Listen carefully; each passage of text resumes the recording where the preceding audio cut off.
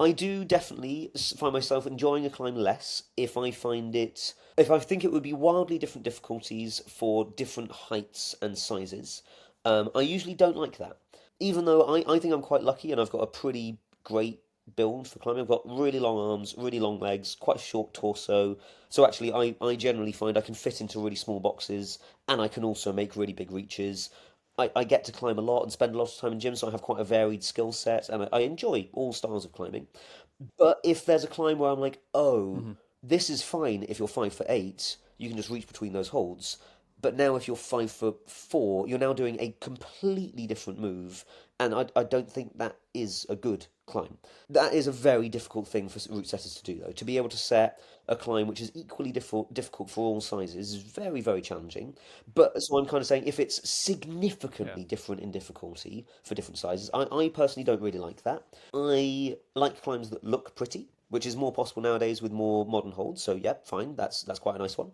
I also really, really like it, and this is usually the thing that makes me say when you do the right sequence and you're like, oh, that's what I'm supposed to do. That felt good. I can feel what the intended sequence on this climb is, and it feels good on my body when I do it. I like that. What I don't like is when I do a climb and um, basically every move I do, I'm like, was that it? I don't know. Every move I did felt like the wrong move. I can't tell what I'm Right. supposed to do on this. I don't like that feeling. Um, Maybe other people do, and probably that's more what outdoor climbing is sometimes like. You've got millions of holds, you can kind of do whatever you want if the climb is easy enough, that sort of thing, sometimes. Totally. So I personally don't like that feeling. I like it when there's a good sequence that feels good and which feels natural when you work it out. I don't like not finding that.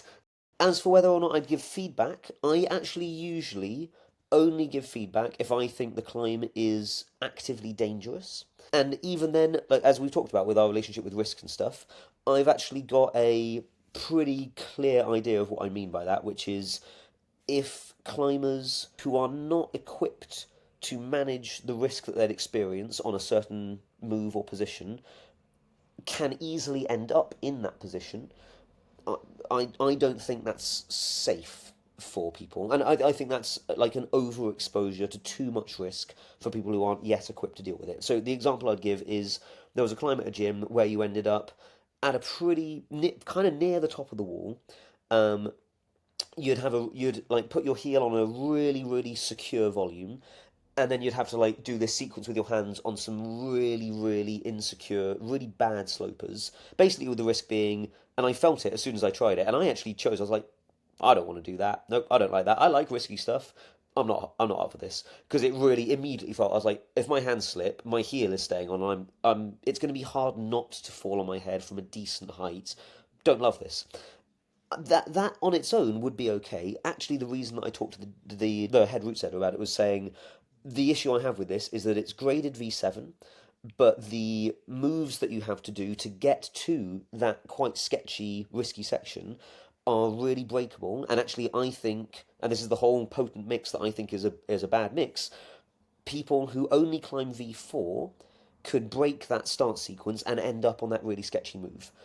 They might not be equipped to handle the type of Right. fall they might take from that, but they are now going to be trying really, really hard to send their first V7 doing this really, really sketchy sequence. I think this is a recipe for disaster. I think we should change this. And we did change it. We basically moved some holds around, so you now had to do a V7 dyno to get to the sketchy moves, which I was now okay with. I was like, yeah, I think if there's a higher barrier of skill and strength to get to this risky position, then only climbers who are equipped for that are going to get there, and that's okay, they can probably handle it.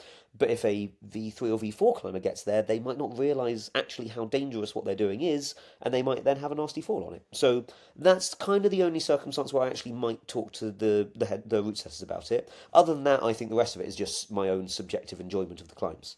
All right, y'all. Quick second for our sponsor here. Would you like a free hat? Check this out, a free Struggle and Scarpa hat from our friends over at Scarpa right now. When you pick up a pair of climbing shoes, approach shoes, or trail runners using code STRUGGLE at checkout, you're going to score yourself this sick 5-panel hat for exactly $0. Let's go.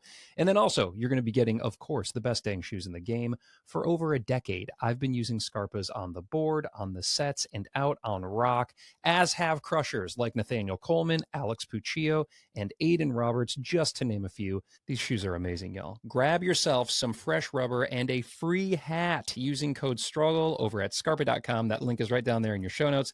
Thank you for supporting the show. I appreciate it. Let's get back to this conversation. Really appreciate that. Very thoughtful answer there. And Yeah, for me, just personally, just to go on.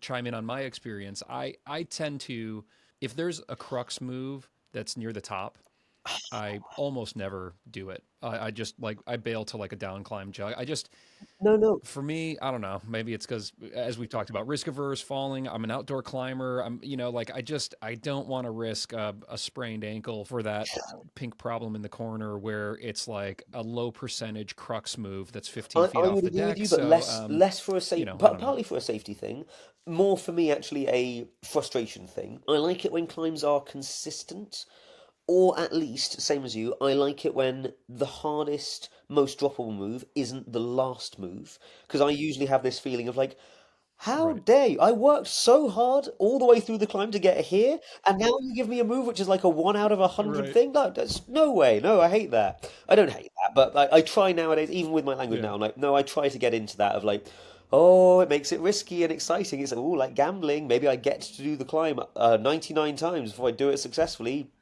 Great. But no, usually I'm like, why don't you just give me an easy Yeah. move at the top? Just lunge for a jug and then I'm done. That's what I wanted to work hard and then finish, not do a load of climbs and then get punted off the last move. That's annoying. Hey, if you like this video, check out these here because they are banger, and also subscribe to the channel because I put out a fresh video every single week with one of the best rock climbers in the world. Let's go.